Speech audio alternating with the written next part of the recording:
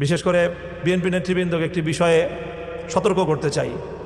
2013 সালের 5ই মে শাপলা চত্বরে আমরা যখন ফ্যাসিবাদী আওয়ামী লীগের সবচেয়ে বর্বর হত্যাযজ্ঞের শিকার হয়েছিলাম, সেদিন সন্ধ্যাবেলায় কিন্তু বেগম জিয়া আপনাদের সকলকে আহ্বান করেছিলেন যে তোমরা শাপলা চত্বরের নিপীড়িত এই হেফাজতের আন্দোলনের পাশে তোমরা দাঁড়াও।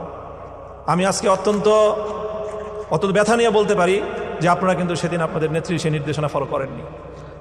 যদি সকলে অনুসরণ করতেন, বেগম জিয়া যেই ফোর্সে তিনি আহ্বানটা জানিয়েছিলেন, বিএনপির সকলে যদি তখন সেইভাবে রাজপথে নামতো, তাহলে হয়তো 24-এর জন্য আমাদের অপেক্ষা করতে হতো না, 2013 সালেই আওয়ামী লীগের কবর রচিত হতো।